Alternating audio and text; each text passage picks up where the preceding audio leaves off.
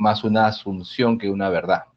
Pero para efectos de lo que es nuestras clases y encontrar la secuencia del electro, yo creo que nos ayuda a graficarlo de la manera que le estoy presentando.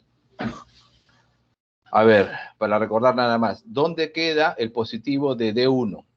¿En cuántos grados está el positivo de D1?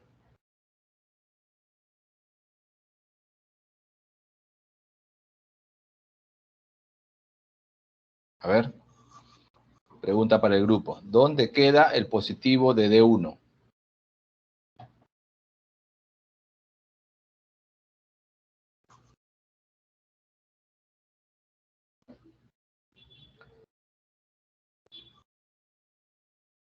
D1 es una derivación ¿de qué tipo? ¿Bipolar o unipolar?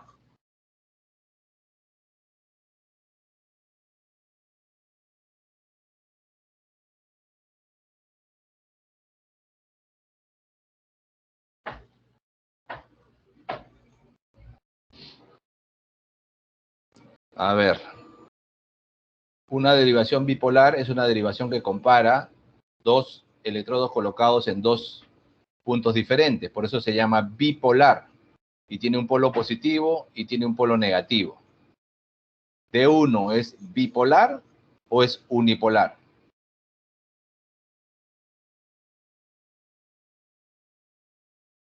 No sé si me están escuchando, la verdad. ¿Me escuchan? Bipolar. ¿Se me escucha o no se me escucha? Sí, doctor, se lo escucha. Ya, pregunto. La derivación 1, esa clase la hemos hecho ayer. ¿Es una derivación unipolar o es bipolar? Bipolar. A ver, 1. Bipolar, doctor. Ya, muy bien, bipolar. Y es una derivación que compara la posición, por lo tanto, de dos polos, dos zonas de electrodos.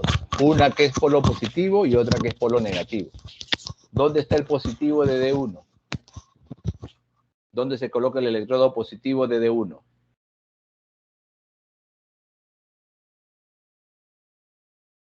Vamos a hablar en inglés de una vez. Recuerden que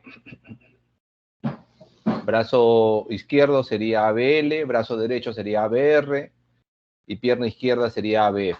Vamos a hablar en inglés mejor. ¿Dónde está el positivo de D1? ¿Está en el brazo izquierdo, en el brazo derecho o en la pierna izquierda?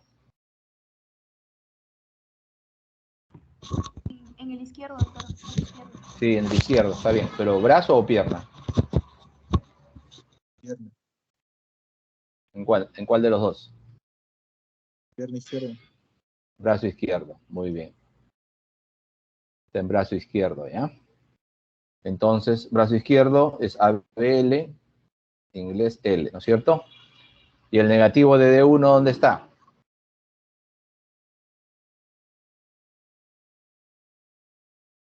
¿Dónde se ubica el polo negativo para D1? Es bipolar, tiene dos polos, positivo y negativo. ¿Dónde está el polo negativo?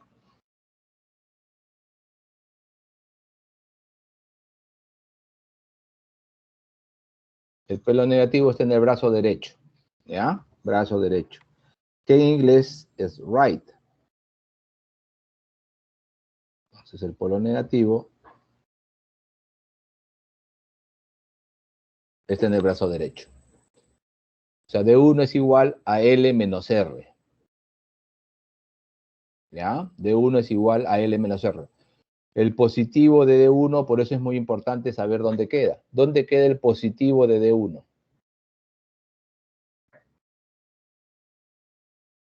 En cero, Brazo doctor. izquierdo.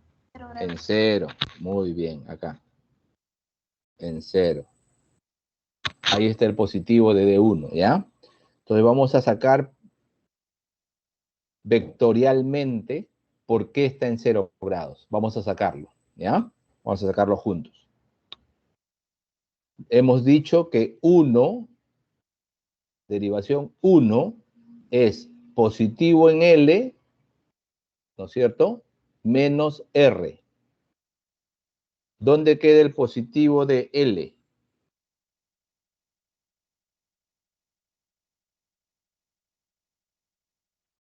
¿Dónde está el positivo de L en esta gráfica estaxial? ¿Dónde lo marco? ¿Dónde marco el positivo de L?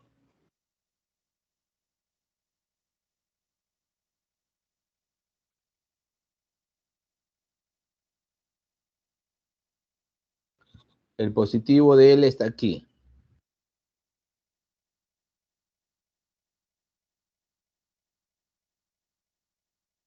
Ahí está el positivo de L. A pesar que dice menos 30, ya les expliqué ayer que el hecho que diga ahí menos 30 simplemente significa la posición en el cuadrante axial que está desde el 0 grados, que es el positivo de D1, hacia el sentido antihorario. Les expliqué ayer eso, que todo lo que va en sentido antihorario va con negativo. Menos 30, menos 60, menos 90, menos 120. Y todo lo que va del 0 en sentido horario va con positivo. Más 30, más 60, más 90, más 120. ¿Ok? Listo. Hasta ahí me han entendido. Ya. Ahí tenemos el positivo de L. ¿Dónde queda el negativo de R?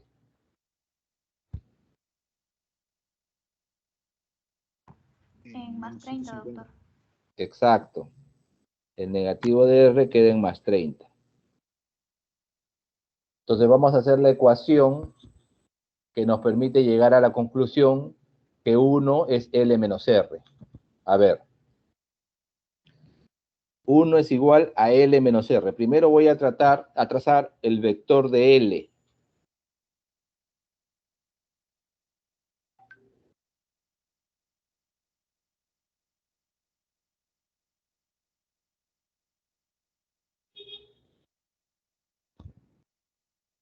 Ahí he trazado yo el vector de L.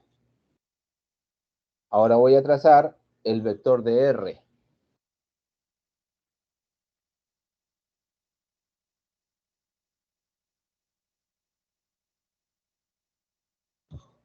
El vector de R. Pero la ecuación no es L más R.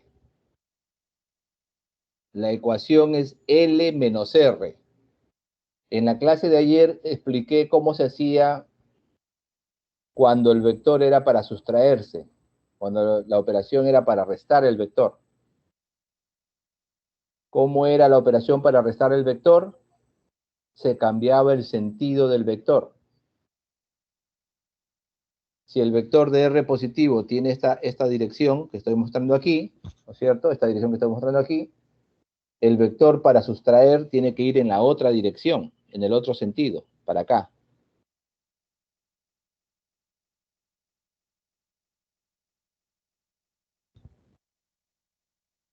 Este es el vector de menos R. ¿Cómo se hacía la operación que dijimos ayer cuando hacíamos la operación del vector? Trazábamos un paralelogramo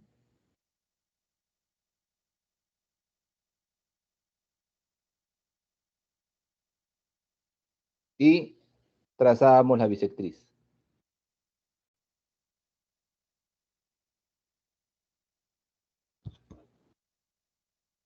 Y como se dan cuenta allí, la operación de L menos R nos origina este vector.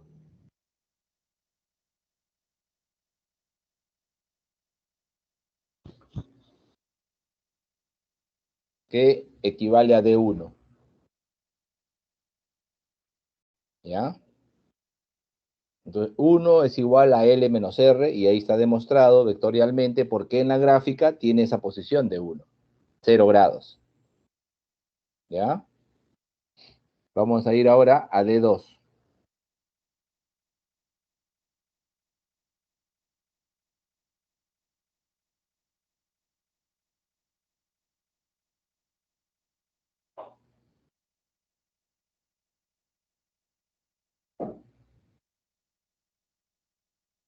¿A qué es igual D2? A ver.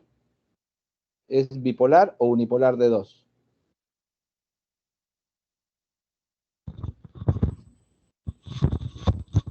D2 es bipolar. Compara dos electrodos, uno positivo y uno negativo. ¿Dónde está el positivo de D2?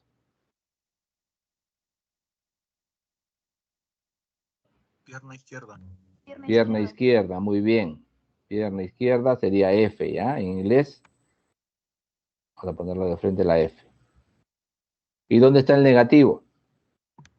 Brazo derecho. Brazo derecho. Brazo derecho. Muy bien.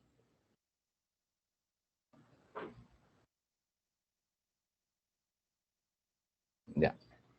2 es F menos R, entonces. ¿Ya? 2 es F menos R. ¿Dónde está el positivo de F?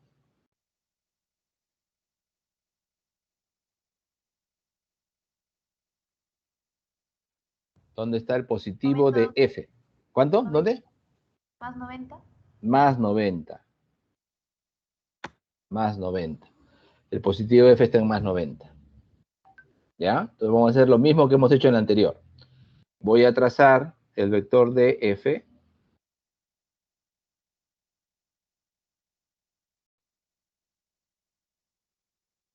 ¿Ya? El vector de F. Voy a tratar el vector positivo de R.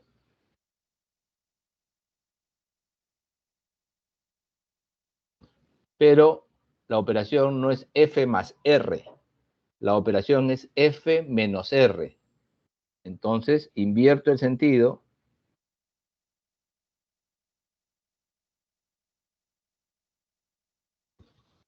Invierto el sentido de R. Hago el paralelogramo.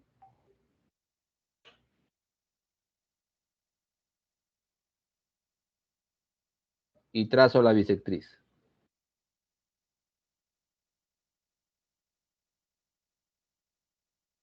Y este vector que acabo de obtener es 2.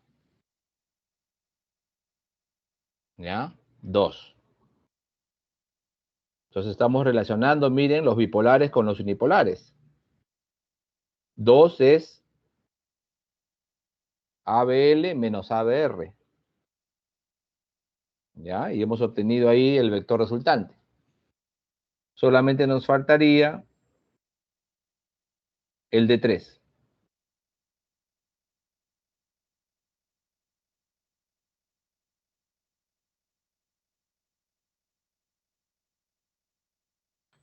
Cojan una hoja, cada uno de ustedes, hagan este eje exaxial que está figurando ahí y represéntenme cómo hayan de 3 en su vector. A ver, le doy un par de minutos para que lo hagan.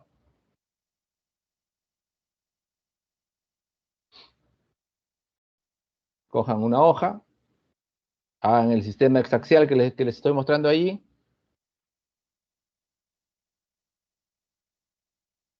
Y hagan la secuencia para hallar el vector de D3. D3.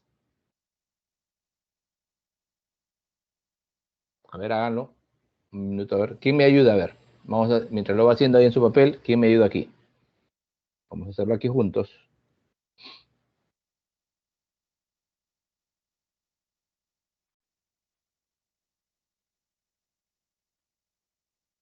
Ya.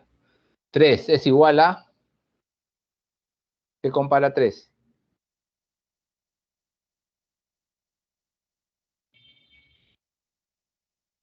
ABL con ABF. Ya. ABR, ABL con ABF. Ok, perfecto. En esa ecuación, ¿cuál es el positivo? ¿L o F? L. No, F. Muy bien. F. Muy bien. F es el positivo. ¿Y cuál es el negativo? Por lo tanto, el negativo que te queda es L, ¿no es cierto? L. L. F menos L. Ya. Entonces, grafico F. Acá está F. F positivo. Pero en L no es el positivo de L. El positivo de L está para acá. El positivo de L está hacia menos 30. Es menos L. Por lo tanto, cambio el sentido del vector.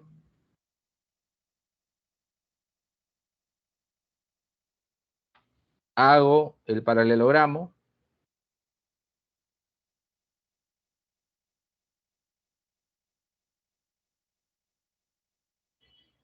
Y trazo la bisectriz.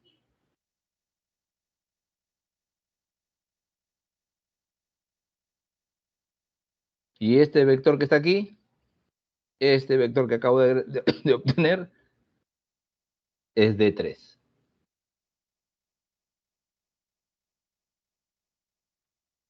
Entonces hemos formado el sistema ya hexaxial, el sistema de 6 ejes, ¿ya?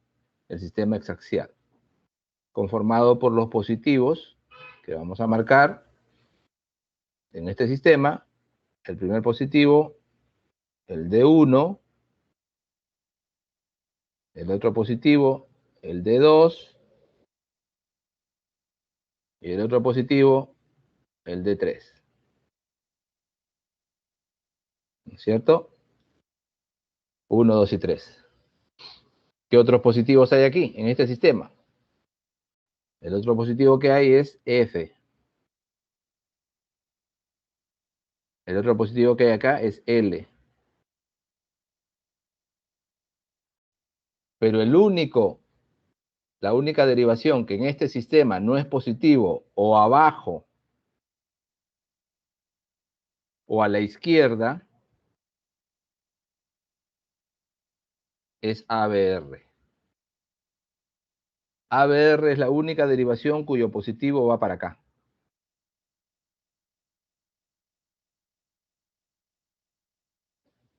Todo el resto de derivaciones, sus positivos son o hacia abajo o hacia la izquierda.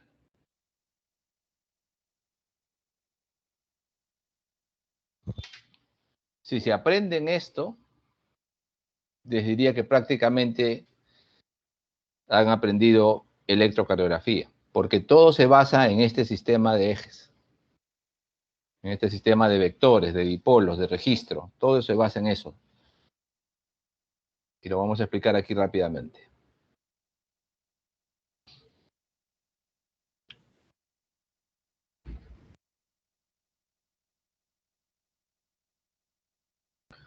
Cuando se activa el corazón, como les dije, se activa a través de un sistema excitoconductor. Y el sistema excitoconductor, les dije, tiene un orden. No es que se despolarice todo el corazón a la vez. Hay una secuencia. Les expliqué que hay una secuencia de activación. Cada vez en el tiempo que se activa un grupo celular, forma un vector. O sea, los vectores son la representación de ese momento, de ese tiempo, de la fuerza que se generó eléctricamente en ese momento en el corazón. Por lo tanto, en realidad, si hablamos de la activación cardíaca, tendríamos que hablar de múltiples vectores. Múltiples vectores que se presentan en diferentes tiempos.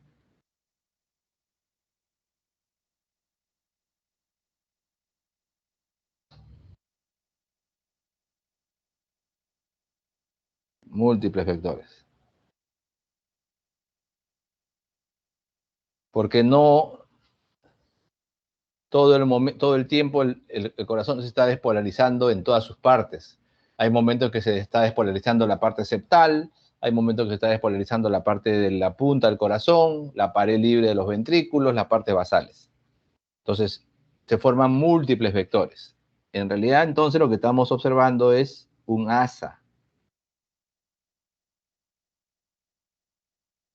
Un asa de despolarización. ¿Ok? Son múltiples vectores, en realidad forman un asa de despolarización. Cuando registramos la actividad generada por estos vectores en el EKG de superficie, va a depender si en algún momento determinado la fuerza se acerca o se aleja del electrodo de registro. Pongamos el ejemplo de esta asa que he graficado aquí desde la derivación 1. Vamos a mirarla desde esta primera derivación. Desde ahí vamos a mirar esta asa. Toda fuerza que se acerca hacia la derivación 1 positivo, Toda fuerza va a inscribir en el papel una positividad. Y toda fuerza que se aleje va a inscribir una negatividad. ¿Ya? Entonces, vamos a poner que esta asa tiene un movimiento antihorario. Va así.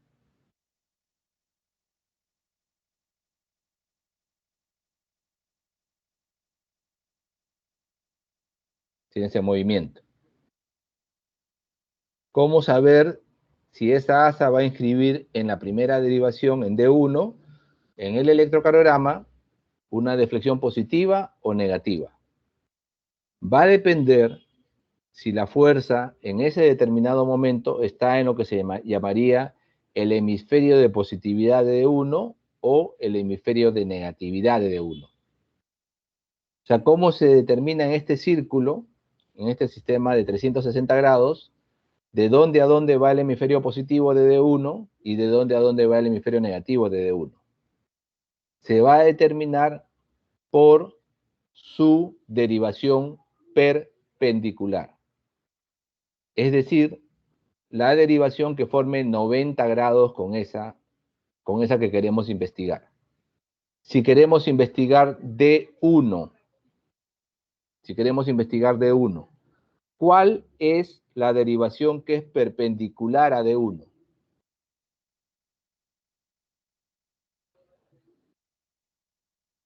¿Cuál es la que forma 90 grados con D1?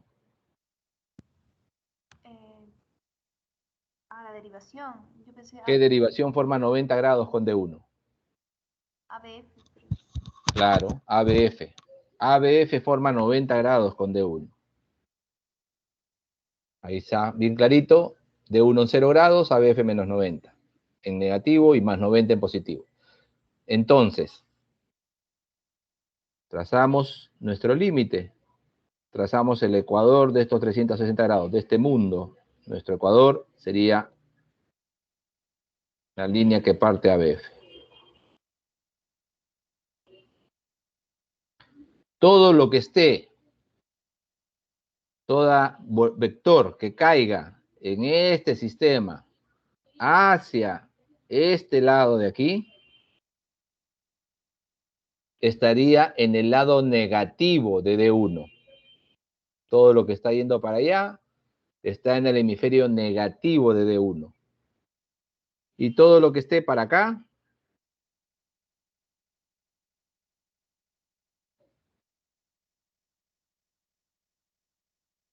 está en el hemisferio positivo de D1.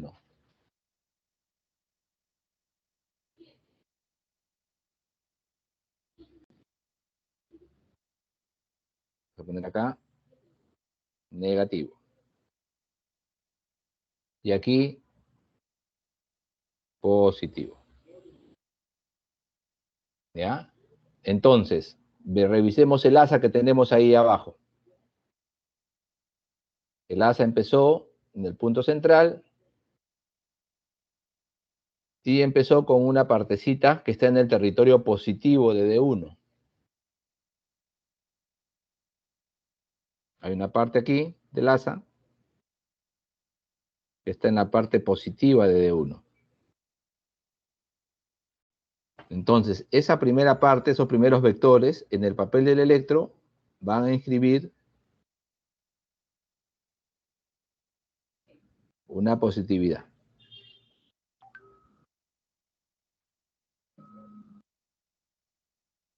Una positividad, pequeñita. Luego, el asa gira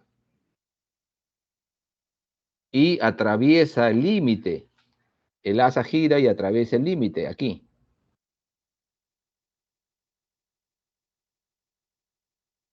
Ahí el asa pasa el límite de la frontera y se pasa hacia el lado negativo.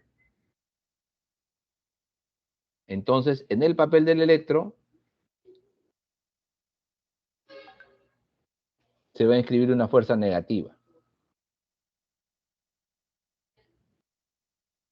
Se va a inscribir una fuerza negativa. Luego el asa sigue girando y va a alcanzar otra vez la frontera, aquí. Ahí va a alcanzar la frontera. sea, el límite entre lo positivo y lo negativo, y va a pasar al territorio positivo. Pero como están viendo allí, la intensidad, la cantidad de vectores es muy grande. Entonces, la representación en el papel va a ser una positividad grande. Una gran positividad. Luego sigue girando el asa y se acerca otra vez hacia el territorio neutral hasta que termine en la parte neutral. ¿Ya? Entonces están viendo allí que el complejo que se forma es un complejo que tiene parte positiva inicial, luego una parte negativa un poquito medianita y una parte final positiva, por el asa que se ha formado en este sistema exaxial en el plano frontal. ¿Ya? Entender este sistema de ejes que se dirigen o se alejan, les va a permitir entender por qué a veces el electrocardiograma parece tan complejo, por qué a veces en una derivación el EKG muestra predominancias positivas y por qué a veces en otra muestra predominancias negativas. Porque esta misma asa que hemos graficado de esta manera, vista desde otro ángulo, va a graficar un asa totalmente, un QRS totalmente diferente.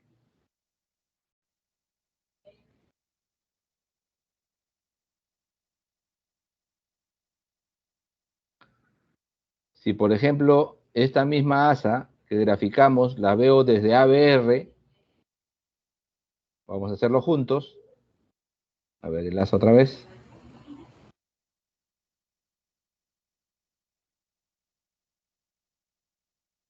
Ya, ahora no la veo desde D1, sino la veo desde ABR, desde aquí.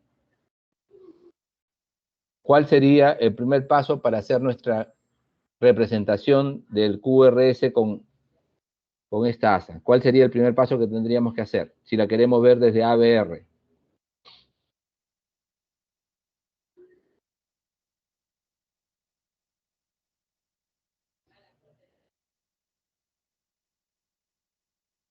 El primer paso es siempre hallar la perpendicular, porque lo primero que tengo que saber o dividir es el hemisferio negativo del hemisferio positivo. ¿Cuál es la perpendicular de ABR? ¿Cuál forma 90 grados con ABR?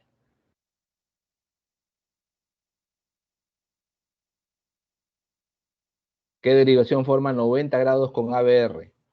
La 3. La 3. Perfecto. Entonces voy a trazar mi frontera en la 3.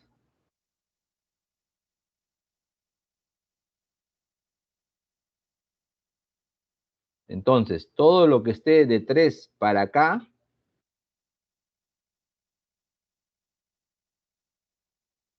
va a estar en la zona positiva de ABR. Y todo lo que esté de D3 para acá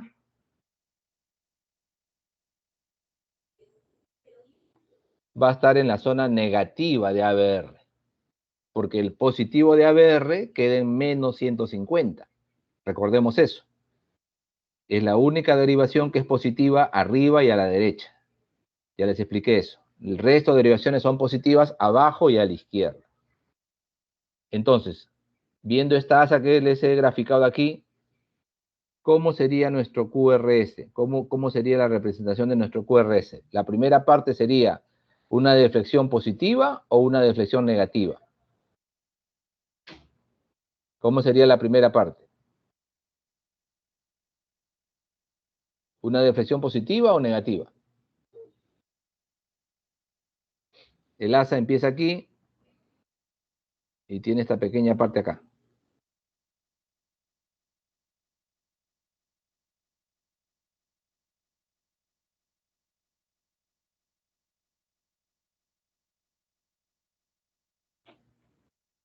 Ya, ahí está el asa. Entonces, la primera parte está en el territorio, en el hemisferio positivo o en el hemisferio negativo de ABR.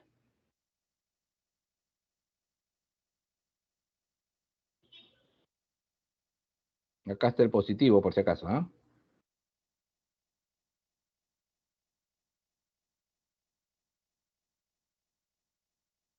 Y hacia acá el negativo.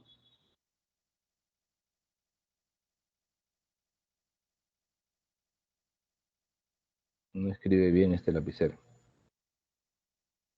Negativo. Vamos a buscar otro después. Bueno, positivo y negativo. Ya. La primera parte del asa, ¿está en el territorio positivo o en el negativo de ABR? A ver. Positivo. Positivo, ¿por qué?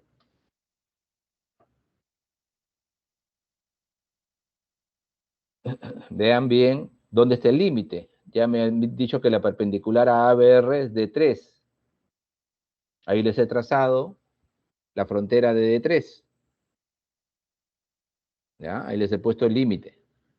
Y les he dicho, todo vector que está en el lado negativo va a inscribir en el papel una deflexión negativa, para abajo.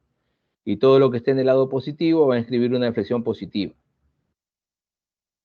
Entonces, la primera parte de esta asa está en el territorio de positividad o negatividad. La primera parte es esta pequeña que está aquí, por si acaso. ¿Ah? Negativo.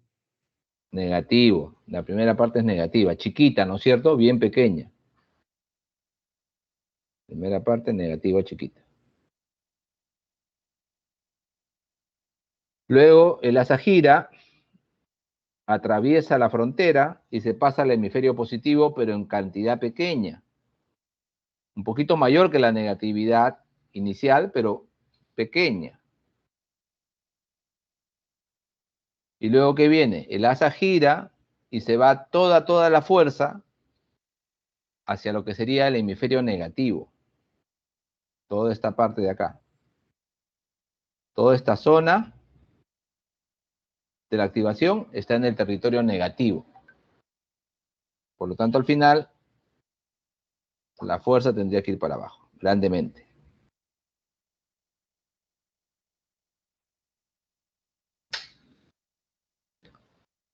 Entonces, así se representa la activación vectorial y por eso el QRS tiene esas formas, dependiendo hacia dónde se orienten sus vectores en este plano. ¿Ya? Hacia dónde se orienten los vectores, ahí va a inscribir o una deflexión positiva en el papel o una deflexión negativa en el papel.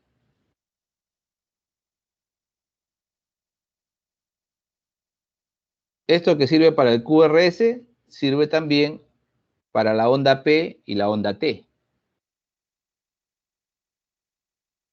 Solamente que debido a que la activación auricular es a través de la despolarización de células musculares auriculares que son en cantidad, ¿no es cierto?, mucho menores que las ventriculares, el asa es mucho más pequeña.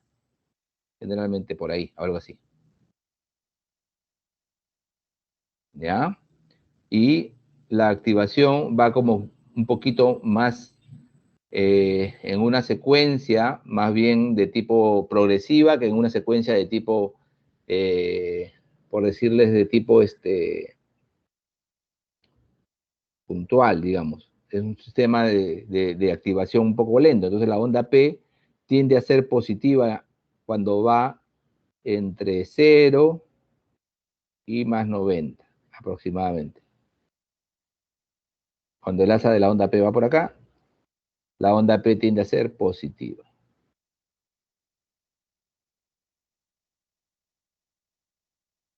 La onda P. ¿Ok? Entonces esa es la onda P.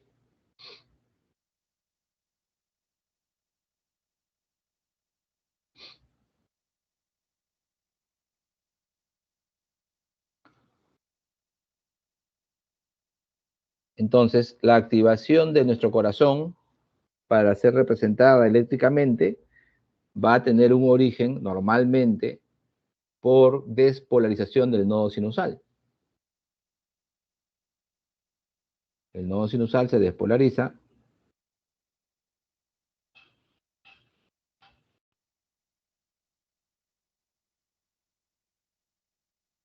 El nodo sinusal se despolariza y provoca una progresiva onda de despolarización que va por las aurículas. Esta despolarización de las aurículas genera en el trazado del EKG la primera onda, que es la onda P. La onda P es lo primero que se va a generar en un trazado normal.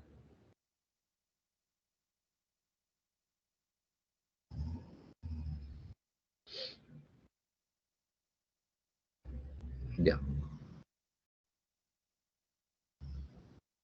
Entonces, una vez que se genera la onda P, el siguiente paso es que esta activación auricular pase ¿a dónde? Pase a los ventrículos. ¿Por dónde pasa?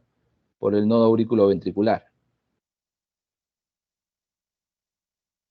El nodo AB sirve para retrasar un poco el paso del estímulo desde las aurículas hacia los ventrículos. Eso da el segmento PR o segmento PQ, que ahí está graficado. Luego viene la activación de los ventrículos, la activación ventricular.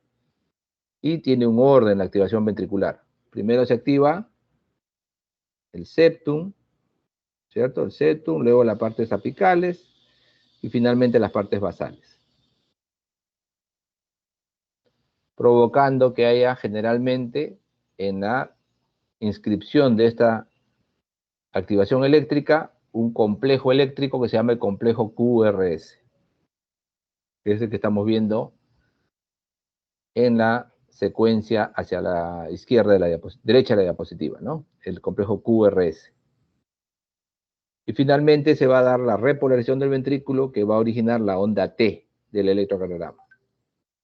O sea, cuando veamos un electro normal va a tener esta secuencia. La onda P, porque el ritmo es sinusal, se origina en el nodo sinusal, en el nodo que es el marcapaso natural de nuestro corazón. Luego viene el intervalo o segmento PR, el retraso que se da en el nodo AB. Luego viene la activación ventricular o despolarización ventricular con el complejo QRS, que ya les expliqué que no siempre está completo, no siempre se ve Q, R y S. Y finalmente la onda T. El segmento ST es el espacio del tiempo del registro que va desde el final del complejo QRS hasta el inicio de la onda T. Y el ST es muy importante, lo acabamos de mencionar en la clase que les acabo de hacer sobre infarto de miocardio, porque el segmento ST va a diferenciar los infartos de miocardio con elevación del ST o ST elevado de los que no lo tienen, sin elevación del ST. Y el tratamiento es un poco diferente. El manejo es un poco diferente. Entonces, tenemos que tener siempre presente eso, ¿ya? ¿Aló? ¿Qué tal?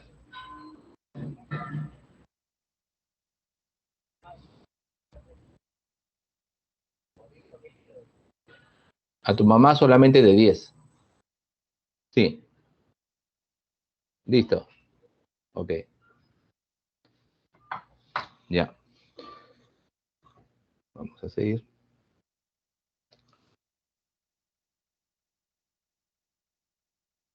Aquí ya vemos el complejo PQRCT de manera más visible. Y recordarles nada más que hay algunas cosas que tenemos que tener siempre en cuenta sobre lo que son intervalos y segmentos. Los intervalos generalmente van desde el inicio de una onda hasta el inicio de otra. Y los segmentos van desde el final de una onda hasta el inicio de la otra. ¿Ya? Por ejemplo, el intervalo PR, que es el que habitualmente reportamos en el electro, va desde el inicio de la onda P hasta el inicio del complejo QRS. Mientras que el segmento PR va desde el final de la onda P hasta el inicio del complejo QRS. ¿Ya? Hay que diferenciar claramente intervalos de segmentos. El intervalo QT va desde el inicio del complejo QRS hasta el final de la onda T. Ese es intervalo QT. ¿Ya? Generalmente también se reporta en el EKG. O sea, estos dos intervalos se reportan en todo EKG. Los segmentos más cumplen una función de ver si la línea de base se ha alterado. Por eso se puede ver supra-desnivel del segmento ST o infra-desnivel del segmento ST. Y finalmente las ondas que ya hemos mencionado. La onda P, el complejo QRS, ¿no? QRS y la onda T. La onda P, despolarización de la aurícula, complejo QRS, despolarización del ventrículo, y la onda T, repolarización del ventrículo. ¿Ya? Okidoki. En nuestro sistema exaxial, estas ondas van a depender si la fuerza se aleja o si se acerca del electrodo de registro correspondiente. De eso va a depender que se inscriba como positividad o como negatividad. ¿Ya? Como positiva o como negativa depende de eso. Hacia dónde se dirige el vector. Creo que se ha parado un ratito porque no veo que avance. Se han quedado con la del complejo QRS, ¿no? No se ve el sistema exaxial, ¿no? Sí, doctor. Ya, vamos a salir de acá para volver a activar.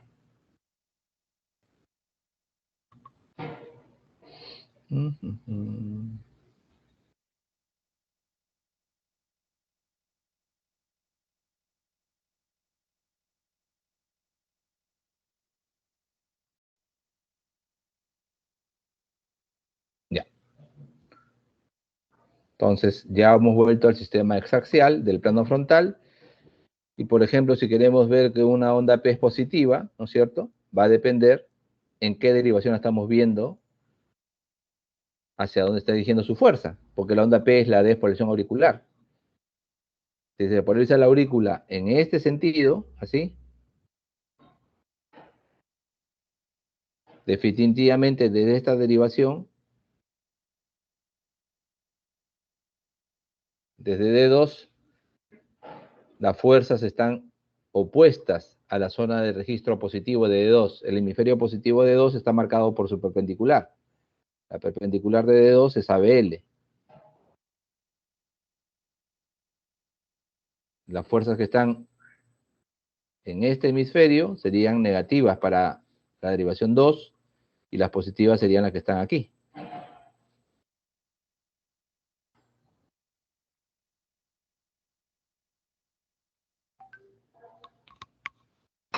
Entonces, si tenemos una gráfica como la que les muestro ahí, como asa de la onda P, en D2, ¿no es cierto? En la dirección 2, la onda P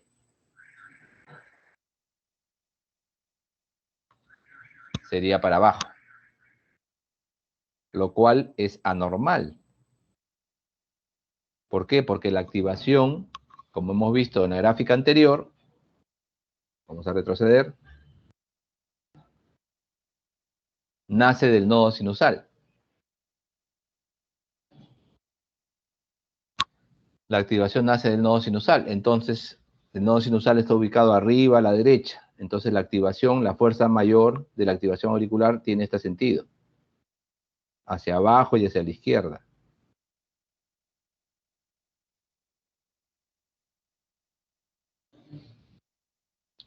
Por lo tanto, lo que se espera en D2, lo que se espera en la derivación 2, es que la activación, el asa sea para acá, así.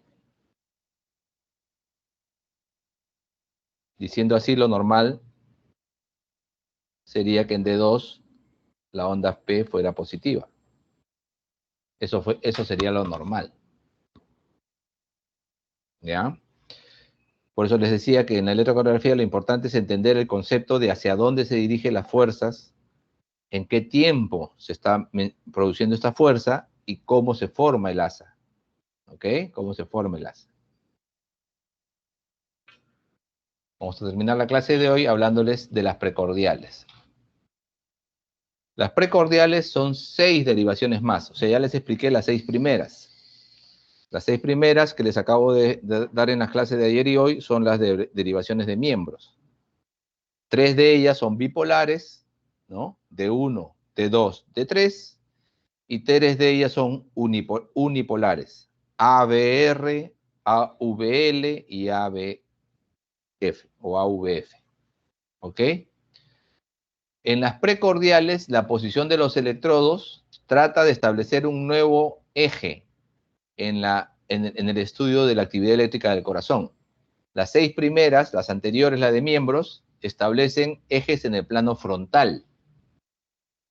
Es como si ustedes se pararan frente a un espejo y se estuvieran viendo frente al espejo. Eso se llama plano frontal. En el plano frontal, ¿qué tenemos? Tenemos arriba, tenemos abajo, tenemos derecha y tenemos izquierda.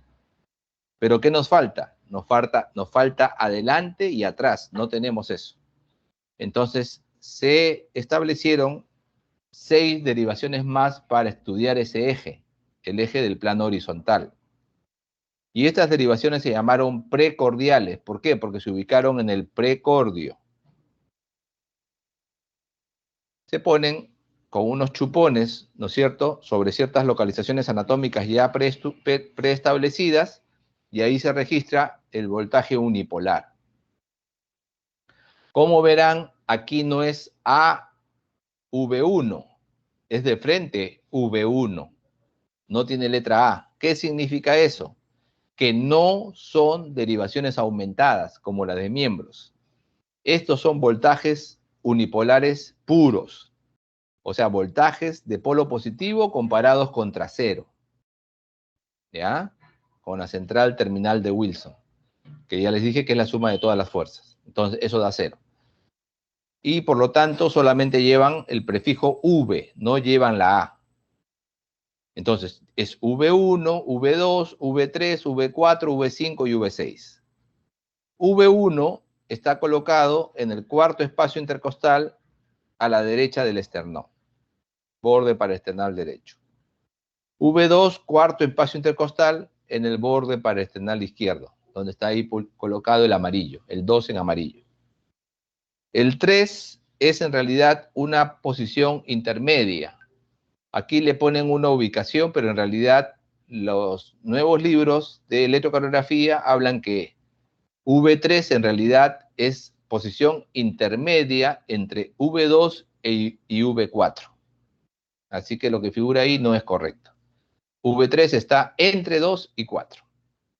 V4 está en el quinto espacio intercostal a nivel de la línea medio clavicular.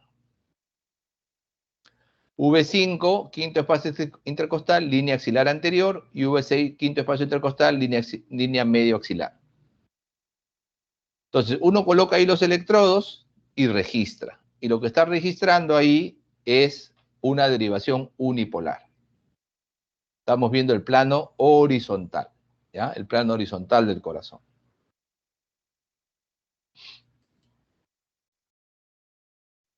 Un ratito ahí. Ok.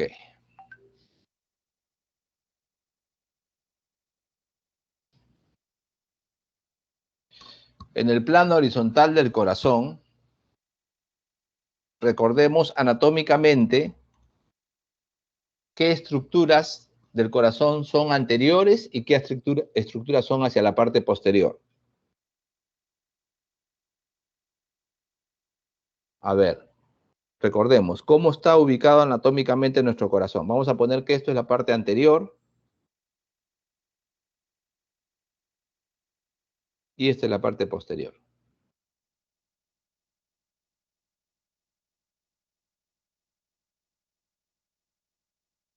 Posterior. Anterior y posterior. Ya. ¿Cómo está ubicado en el espacio de nuestro corazón? ¿Qué estructuras son más hacia la parte anterior? ¿El ventrículo derecho o el ventrículo izquierdo?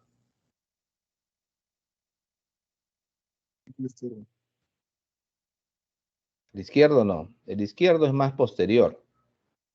El derecho es más anterior. El ventrículo derecho está hacia la parte anterior y el ventrículo izquierdo está hacia la parte posterior.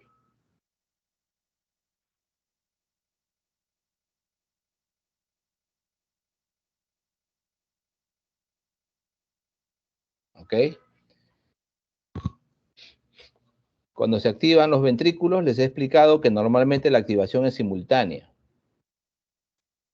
Los vectores resultantes, por lo tanto, van a ser marcados por la predominancia de quién tiene más masa. ¿Quién de los dos ventrículos tiene más masa?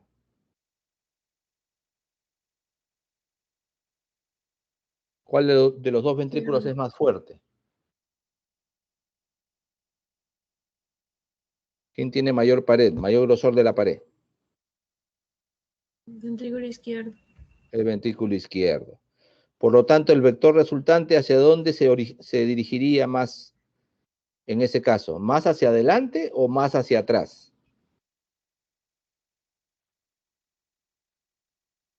Siendo el ventrículo Hacia izquierdo, como bien atrás. dicen ustedes, perdón, a ver, Hacia posterior, ¿no? hacia posterior. Muy bien.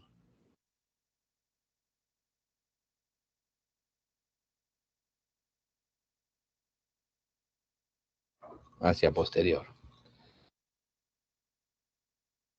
Entonces, aquí,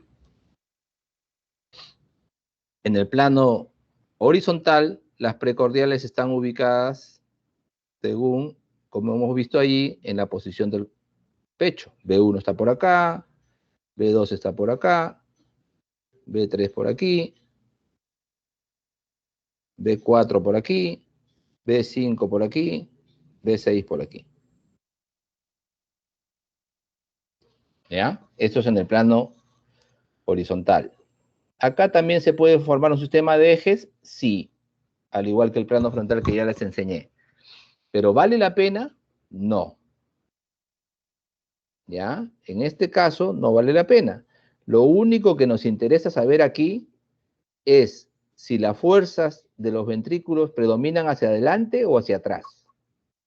Es lo único que interesa en las precordiales, de B1 a B6. Saber eso en cuanto al eje, ¿no? Interesan otras cosas, pero estamos remitiéndonos únicamente a hablar del eje. Entonces, en el eje eléctrico del corazón, en el plano horizontal, solamente me interesa saber si la fuerza está yendo hacia adelante o hacia atrás. De las derivaciones que ven allí, ¿cuál es la que más da frente a esa flecha? ¿Cuál es la derivación que está más dirigida directamente hacia la proyección de esa flecha? De esas seis derivaciones que ven ahí. ¿Cuál escogerían ustedes para hacer el seguimiento?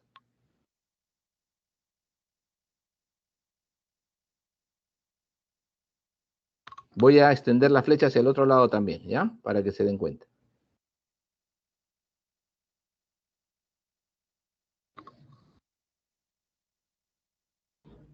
¿Qué derivación sería?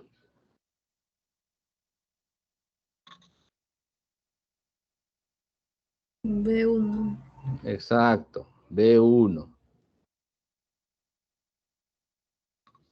¿Ya? Entonces, cuando queramos ver la parte del eje eléctrico en el plano horizontal, solamente nos vamos a remitir a ver B1. Si en B1 ustedes ven esto,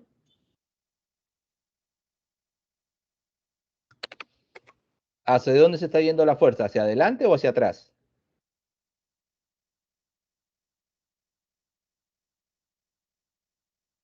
Si en B1 ustedes ven un complejo QRS con una deflexión para arriba, ¿la fuerza a dónde está yendo? ¿Hacia la parte anterior o hacia la parte posterior? B1 positivo está aquí. Son unipolares.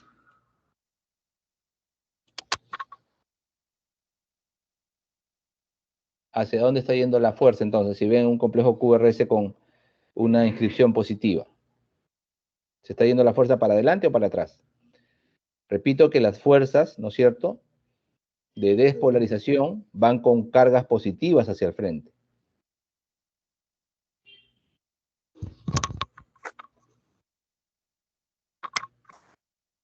Si ven así, como lo están viendo allí, el complejo QRS positivo en B1, V1, la fuerza está yendo hacia adelante. ¿Ya? Hacia adelante. Y si lo ven así,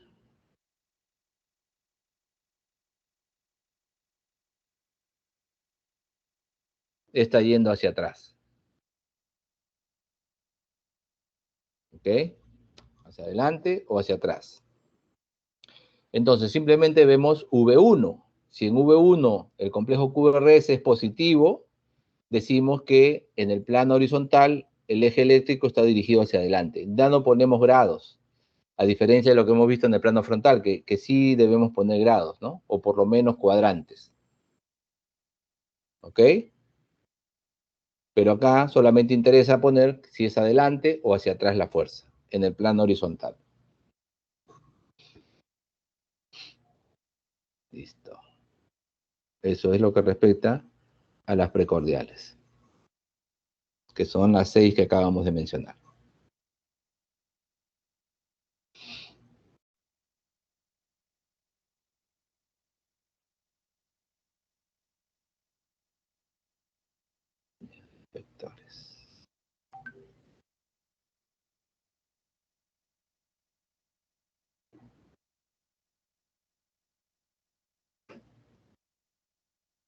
¿Alguna pregunta?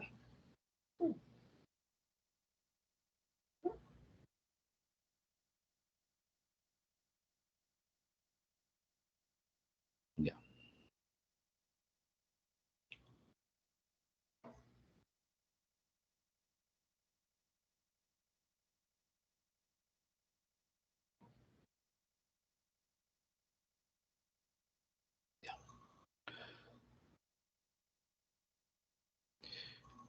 Entonces, si tenemos un electrocardiograma, ¿no es cierto? Un EKG y queremos saber si tiene alteración, ¿qué es lo que tendríamos que tener en cuenta? Que son 12 derivaciones, ¿no es cierto? 12 derivaciones.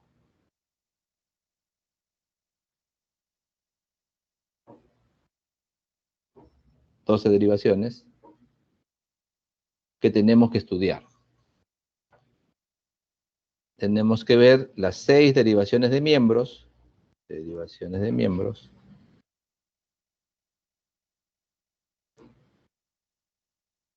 y las 6 derivaciones precordiales. Las derivaciones de miembros son 3 bipolares más 3 unipolares.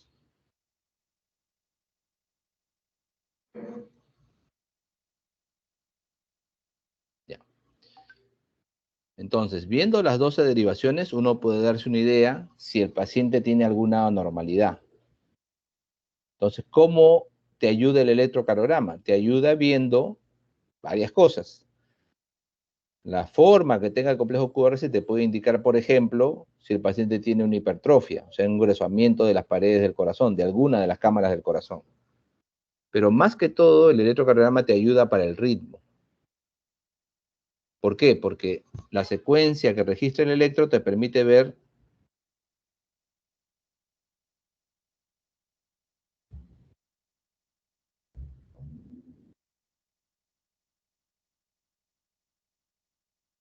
la secuencia normal de activación cardíaca, ¿no es cierto? Si tiene onda P.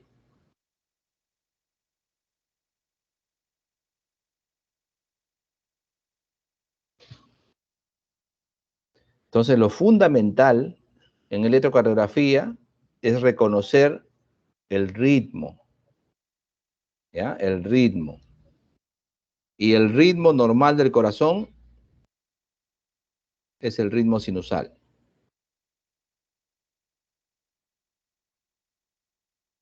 Entonces, el ritmo sinusal debes saberlo reconocer. Para eso, el electrocardiograma es una herramienta indispensable. ¿Qué características debe tener el ritmo sinusal en el electrocardiograma normal, en un EKG normal? El ritmo sinusal debe estar marcado por ciertos niveles de frecuencia, ciertas características de frecuencia. El nodo sinusal descarga entre 60 a 100 ciclos por minuto. Entonces, la primera característica es que debe haber ondas P con esa secuencia, entre 60 a 100 en un minuto. Tiene que haber las ondas P. Segunda característica para el ritmo sinusal, en el EKG. La onda P debe ser visible. Tiene que haber onda P. Si no hay onda P, en el electrocardiograma, dudamos de que el ritmo sea sinusal.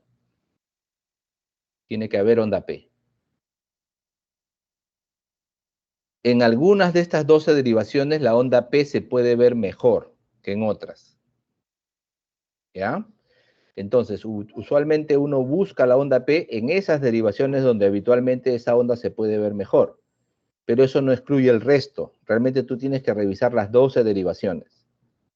Aun cuando en algunas habitualmente se vea mejor, eso no significa que en algunos pacientes en particular, en esas derivaciones que tú buscas, no veas bien la onda P y la veas mejor en otras que habitualmente no se ven bien. O sea, busca siempre en la más frecuente, ¿no? Pero no te excluye de buscar en las 12, las ondas P. ¿Dónde las buscas? Las buscas en la derivación 2, y en B1. Ahí buscas la onda P. En 2 y B1. ¿Ya? Y en estas dos derivaciones, para que sea ritmo sinusal, la onda P debe tender a ser positiva. Ya hemos explicado dónde está ubicado anatómicamente el nodo sinusal y hacia dónde se dirige su asa de despolarización. Por eso es que les estoy diciendo que para que encuentren un ritmo sinusal, D2 tiene que ser positivo. ¿Ya? 2 debe ser positivo, B1 también. Significa que la activación va hacia adelante. Ya les he dicho que la activación hacia adelante es B1, ¿no?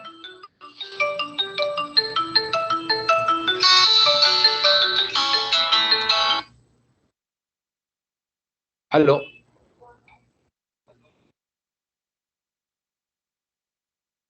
¿Qué tal, promo? Un favor, tengo una clase en unos minutos, si me puedes llamar, en unos 15 minutos. Gracias. Listo. Entonces, la condición de la activación, hacia dónde se dirige, es importante para establecer si el ritmo es sinusal. Si la activación nace en el nodo sinusal y va hacia abajo, tiene que ir hacia D2, ¿no es cierto? Hacia abajo y un poquito hacia adelante. Recordemos que el nodo sinusal está hacia la parte posterior de la aurícula derecha. Por eso que tiene que ser positivo en B1. ¿Qué más? ¿Qué otra condición tiene que tener el ritmo sinusal? Que después de cada onda P tiene que haber un QRS. O sea, que cada activación auricular del nodo sinusal se siga de una activación ventricular en secuencia. El QRS debe seguir. ¿Ya? Sí. El QRS debe seguir a cada activación sinusal, a cada activación de onda P, ¿no? Como vemos acá en este ejemplo que les he graficado. Después de cada P hay un QRS y una onda T. ¿Ya? QRS y T. QRS lo he graficado positivo para simplificar. Pero bueno, después de cada onda P, QRS. ¿Ya? La otra condición es que el intervalo PR, ya hemos dicho que el intervalo PR va desde el inicio de la onda P hasta el inicio del complejo QRS, ¿no? El intervalo PR debe ser igual en la misma derivación. O sea, el PR, tienes que ver el PR. PR. ¿Ya? PR en la misma derivación igual. Nada más. Esas son las condiciones entonces que ustedes tienen que buscar en un EKG normal. Entonces, tarea para mañana. Cada uno de ustedes me va a buscar un EKG que cumple estas condiciones.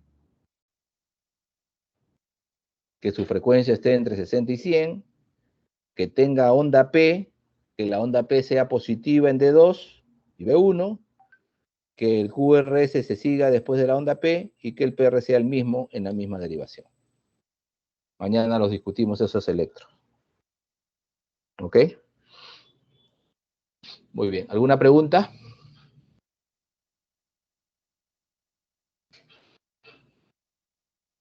Listo. Mañana entonces hacemos la parte final de esto, porque ya prácticamente nos queda poquito para el EKG normal, y hacemos algo de patología, ¿ya? Que se llaman arritmias. No hemos hecho arritmias, entonces importante hacerles una clase de arritmias. ¿Alguna pregunta? Mañana, ¿a qué hora sería la práctica? Porque creo que no va a haber ¿Tienen teoría. teoría mañana? ¿Mañana tienen teoría programada? Ya acabamos la teoría. ¿Cómo? Ya Ya no hay teorías. acabamos las teorías. Ya no hay teorías Sí, entonces. no. Ya, entonces mañana empezamos a las 8 de la mañana entonces. Ok, Hacemos la práctica mañana, ¿ya? Y el día lunes es el examen, no se olviden, su examen práctico, porque el martes es su examen teórico final. ¿Ya? Entonces sí. mañana hacemos esta revisión de arritmias que les estoy Doctor, explicando. Sí, dime. el examen de lunes podría ser en la noche, porque una compañera me mencionó que en la mañana va a tener problemas en su horario. El examen de este lunes en la noche. Ya.